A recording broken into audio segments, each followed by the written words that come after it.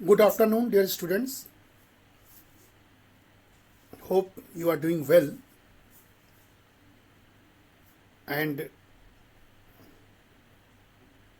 also hope that you all are in a healthy position and preparing for yourself for upcoming academic exercise, examination, etc. after lockdown period. आज 23 अप्रैल है, लगभग एक महीना होने जा रहा है लॉकडाउन के, और हमें कोरोना वायरस के खिलाफ जंग लड़ने में अपने देश के नेतृत्व का साथ देना है, क्योंकि इसका कोई इलाज नहीं है। और इस दौरान हमने महाविद्यालय के तय मानक के अनुसार आपको सारे लेक्चर्स यूट्यूब पर अपने हिसाब से अपलोड करने की कोशिश किया है, अपने भी और कॉलेज के वेबसाइट की यूट्यूब पर भी। कोर्स कंप्लीट हो चुका है, लेकिन चूंकि लॉकडाउन में है तो कुछ रिपीट हो सकते हैं, कुछ चीज़ों को जोड़ के आज के संदर्भ में देखा जा सकता है, इसलिए मैं कई चीज़ों को दोबारा बता रहा हूँ। एमए सोशल सेक्टर के स्टूडेंट्स के लिए, एमए सेकंड सेमेस्टर के लिए कल मैंने एक चीज़ बताई जिसमें पॉवर्टी अनएम्प्लॉयमेंट वगैरह पे बात हो रही थी। एक और चीज़ मैं उनको भेजने वाला हूँ, सीधे कोरोना और पॉवर्टी जुड़ा हुआ। लेकिन आज मैं एक टॉपिक है जो पढ़ा चुका हूँ, लेकिन उससे फिर से रिपीट करके लेक्चर फॉर्म में आपको भेज रहा हूँ। वो है basic needs, entitlement and capabilities. इस पर हम बात करते हैं, basic needs, entitlement and capabilities. Economics में ह्यूमन बींग्स के लिए इकोनॉमिक्स हो रहा है, इंक्लूसिव ग्रोथ की हम बात करते हैं, और पॉवर्टी, अनएम्प्लॉयमेंट और डिप्राइवेशन की बात करते हैं। लेकिन बेसिक नीड्स क्या है, कम से कम किसी व्यक्ति को क्या चाहिए, कितना चाहिए, और इंटाइटल्ड कौन है उसके, कौन उसके हकदार हैं, और कैपेबिलिटीज यानी उनकी क्षमता कितनी है, क्या है।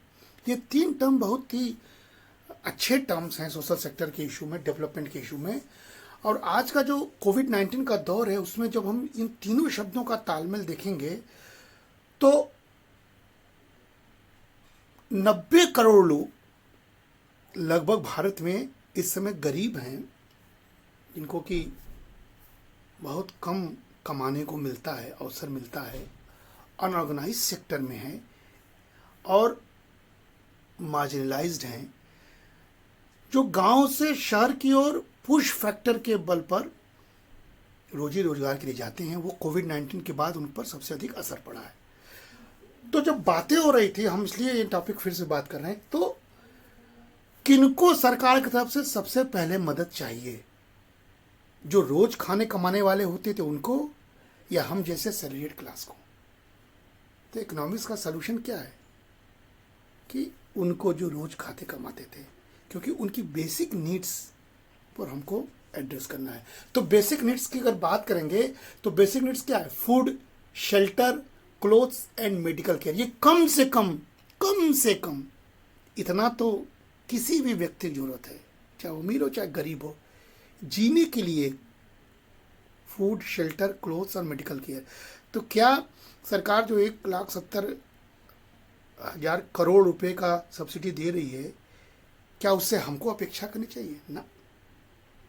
तो इतने लोगों को फ्री अनाज योजना भी है, डायरेक्ट कैश ट्रांसफर भी है, तमाम तरह की चीज़ों को कम से कम इतने बेसिक नीड्स को पूरा करना चाहिए। तो दिस इज बेसिक नीड्स। लेकिन इस लॉकडाउन के पीरियड में अगर वांट्स की बात करें कि हम इसकी मुकाबला अपने वांट्स पर करें, हमें ये चाहिए, बहुत बहस हो रही है कि हम कार से नहीं घूम पा रहे हैं, हमें ग्रीन टी नहीं मिल पा रहा है, हम जो है जो उसको अल्कोहल हमें नहीं मिल पा रहा है। तो वांट्स क्या है? हम घूम नहीं पा रहे हैं। तो वांट्स क्या है?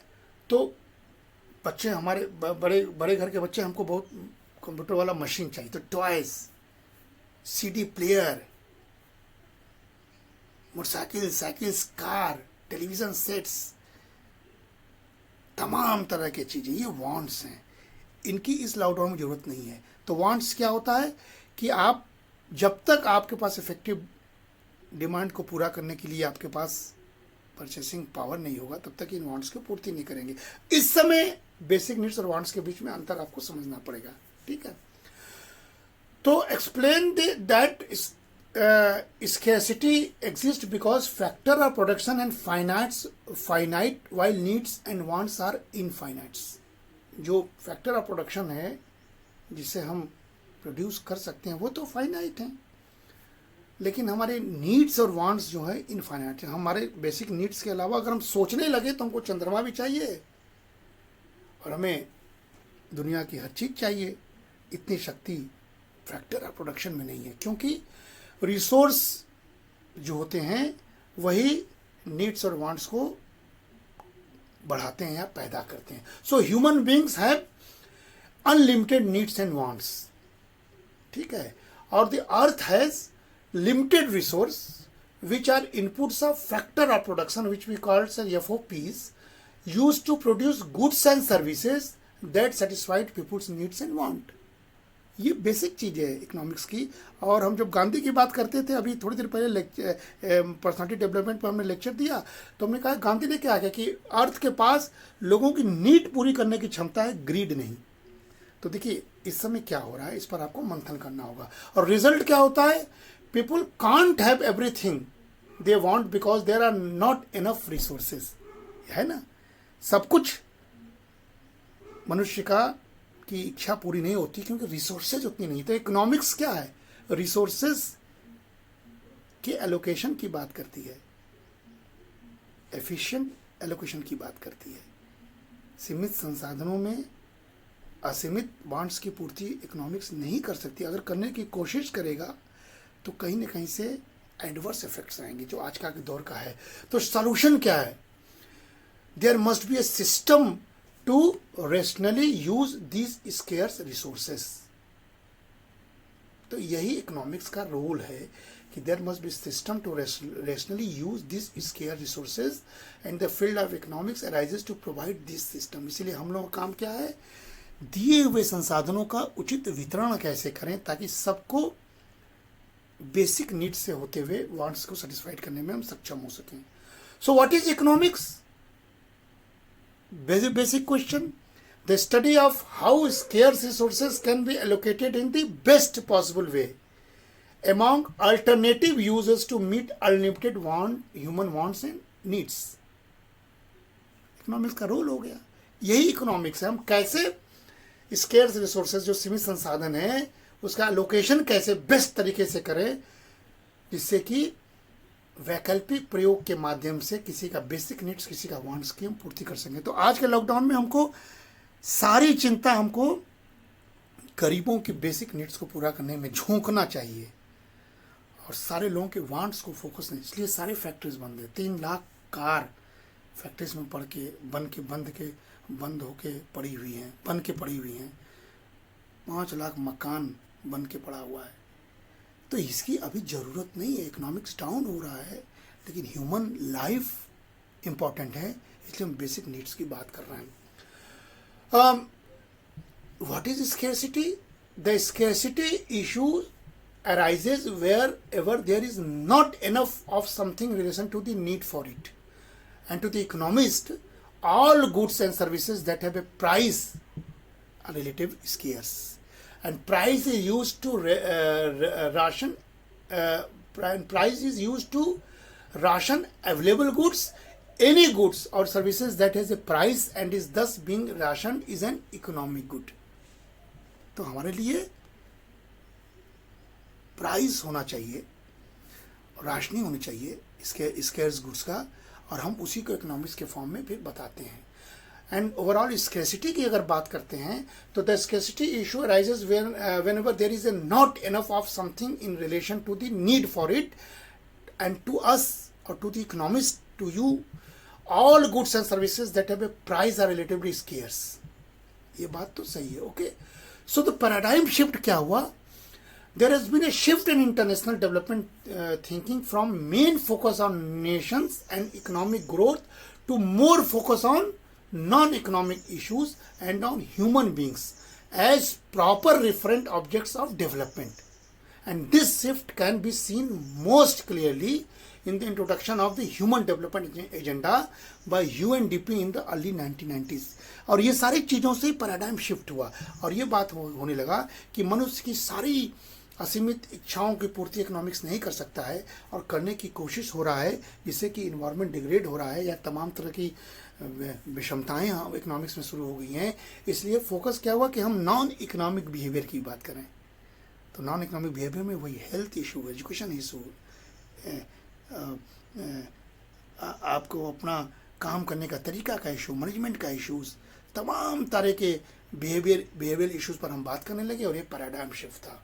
और डिफरेंट अप्रोचेस की जब हम बात कर रहे थे तो human development has been influenced by several different approaches. That is the basic needs approach, जिस पर हम बात करने वाले हैं, the capability approach, and most recently by views about human rights and development. यही आपका टॉपिक है. तो इसी पर हम लोग बात करने की कोशिश कर रहे हैं. इसमें सबसे पहला था the basic needs approach. Many have argued that in order to achieve justice is not enough to just focus on the utility of economic growth and the advantages it might bring to people. In addition, it is necessary to provide minimum resources for people to be able to function as human beings.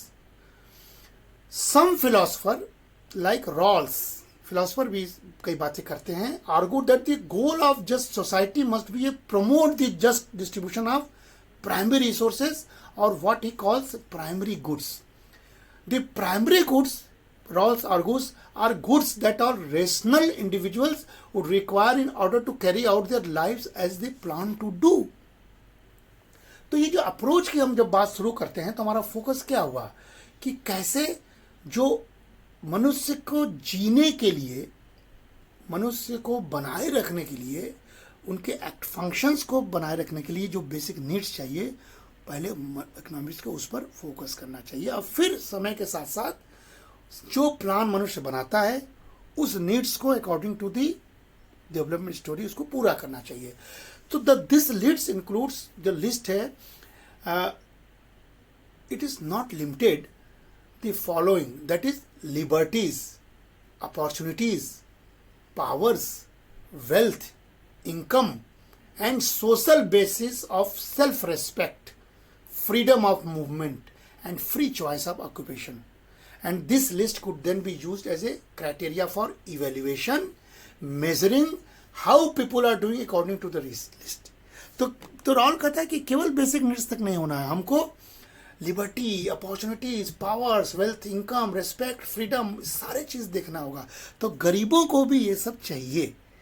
तो इसका मतलब ऐसा हम नहीं कह रहे हैं कि बेसिक नीड मतलब खाना, कपड़ा, मकान दे के उनको कहो कि यही रहे, जो आज तक होता है भारत में. लेकिन अब भारत में इस परिस्थिति को माना जा रहा है कि उनको डिग्निटी भी चाहिए, उनको अवसर भी चाहिए. स्किल इंडिया हो रहा है, जनधन योजना हो रहा है, मुद्रा योजना हो रहा है. सबको अवसर देने के लिए, सबके लिबर्टी को, डिग्निटी को बचा रखने के लिए जो इकोनॉमिक्स काम करता है वो अच्छा इकोनॉमिक्स है, पॉजिटिव इकोनॉमिक्स होता है. Okay, so a basic needs approach to development first emerged in opposition to the sole focus on modernization after the Second World War. An organization like the International Labour Organization and the World Bank developed a framework for basic needs on the focus in the 1960s and 1970s, and that was on money incomes and how it would satisfy basic material needs. 60 और 70 के दशक की बात है कि material needs को कैसे पूरा किया जाए और मनी इनकम्स यानी जो आय हो रहा है मुद्रा के माध्यम से उस पर बातें कैसे किया जाए, इससे हम बात शुरू करते हैं.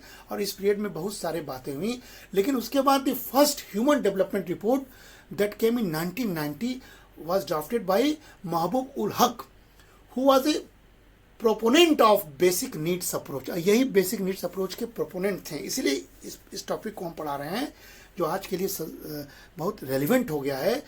And the drafting committee consisted of adherent to both the basic needs and capability approach. The basic needs approach has therefore formed an integrated part of the human development agenda from the start, and many international organizations still use the concept actively in this work.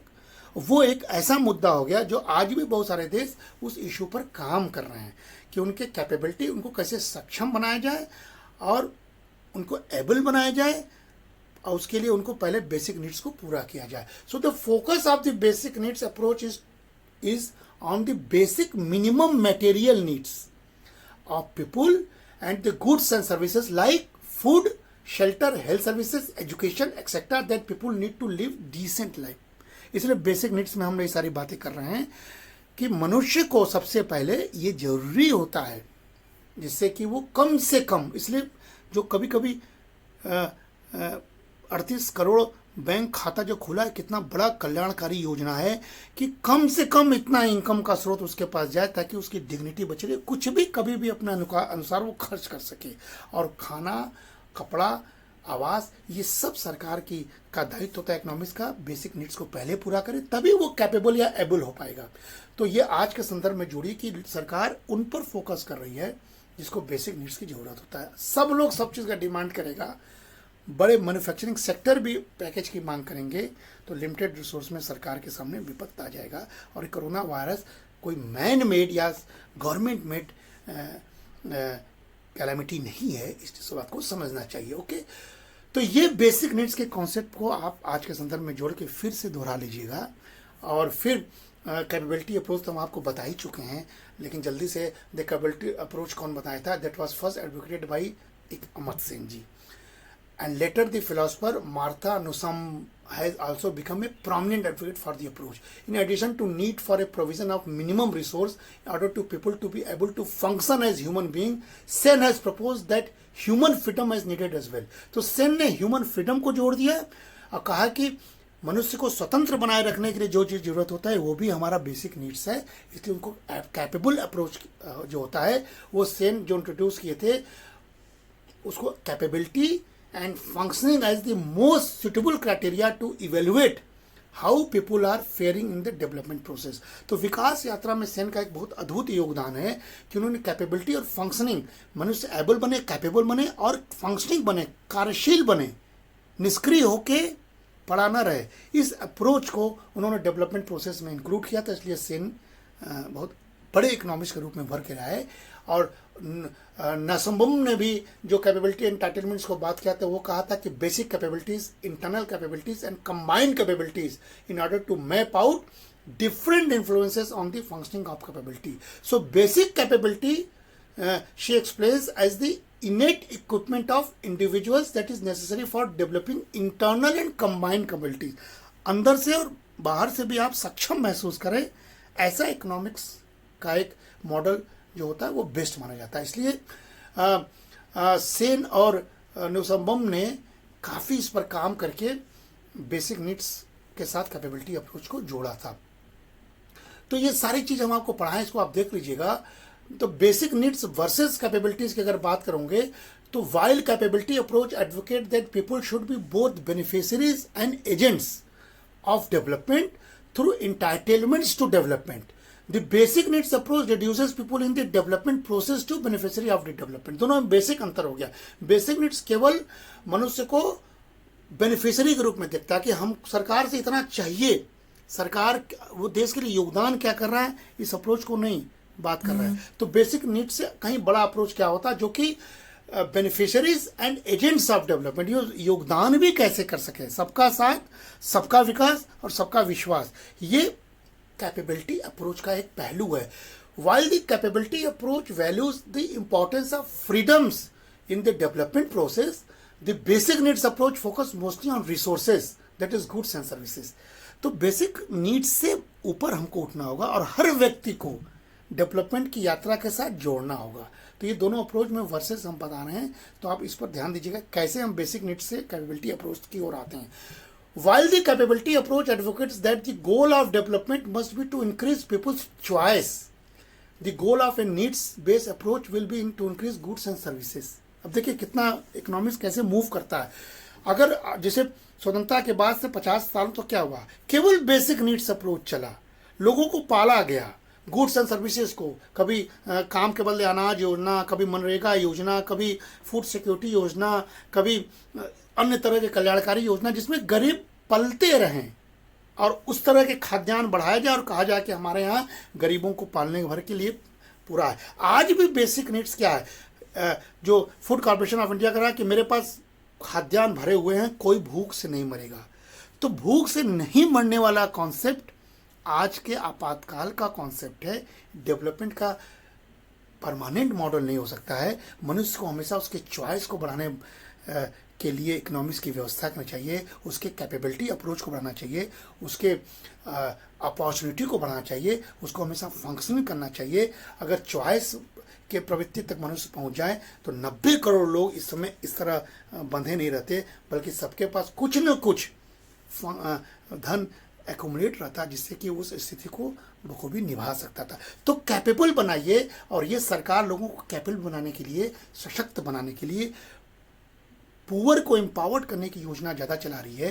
Cash transfer या food और services based needs पर कम बात कर रही है। ये economics के लिए अच्छा है, लेकिन वर्तमान समय में लॉकडाउन के पीरियड में बेसिक नीड्स ही वक्त की मांग है। तो इकोनॉमिक्स देखिए सब तरह का निदान करने की बात करता है। इसलिए justice and inequality are not defined in terms of resources nor of goods achieved, but in terms of how resources are linked to achievements through capabilities and defined as the freedom to achieve.